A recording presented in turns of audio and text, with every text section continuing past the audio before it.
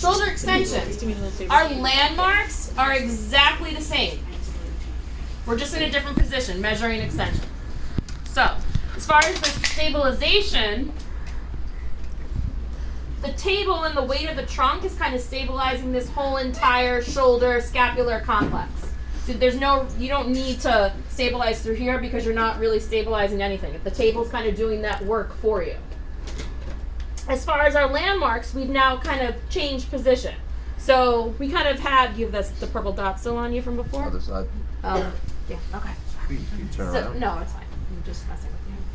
So we're going to still kind of find that landmark again. Kind of keep that point. Now, again, going back to our active and passive insufficiency, relax. Why are we keeping the elbow? Well, we have some muscle tightness. You'll learn. Close your eyes, look away. Just turn away, yeah. So why am I keeping the elbow slightly bent?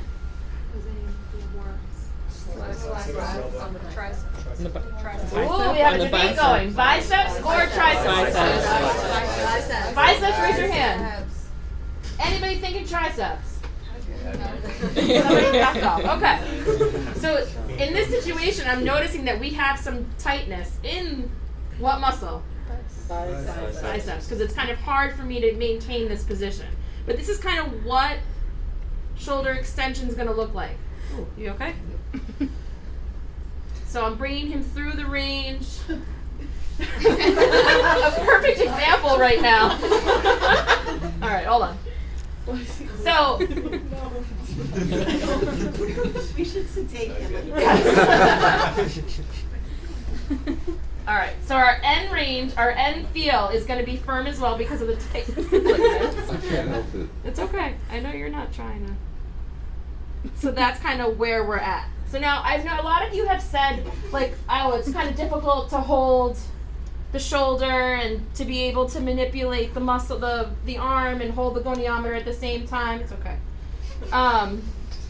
But what I want for you to do is try to practice kind of keeping everything in line so that you're able to become more comfortable over time with being able to manipulate the arm and be able to hold everything at the same time. And given the fact that I'm going against some really tight biceps here, I'm trying my best. So with shoulder extension, we don't care about the scapula? No, because the table's doing the work for us. So I'm getting about 50 degrees.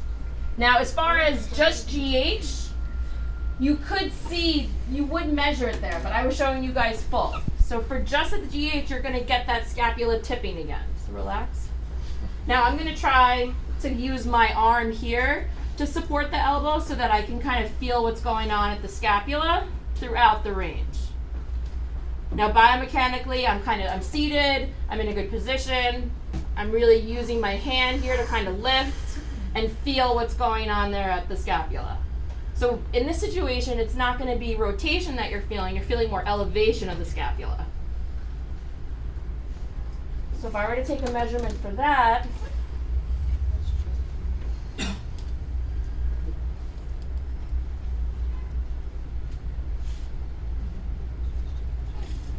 make sure everything is in line, and I'll do this so you guys can see, I'm getting about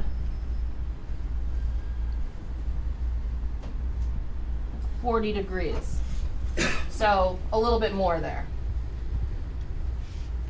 So again, just to keep in mind, everything is eye level. For just GH, you're waiting until you start to feel that elevation at the scapula. Your patient's head is turned away. They're lying on their stomach for this. It's in line with the mid-axillary line of the thorax, and then in line with the lateral epicondyle. Questions at all about extension? How bent do you want the elbow? It's going to be dependent on your patient and how much they kind of let you. Like, that's all I'm getting in this situation. But other people might be lax enough there at their bicep that you can get kind of a lot more motion there. Now that I've kind of stretched him a little bit, I've gotten a little bit more, but you'll be like patient preference there too. Trying to see how much they're able to withstand. Any other questions? What can we usually anticipate for this? As far as the number? 50 to 60 for full, and 20 for just GH. Now, some of you guys have asked, like, what I'm already thinking of the practical. Try not to think of the practical, but because I was once a PG student too, I understand. Way back when.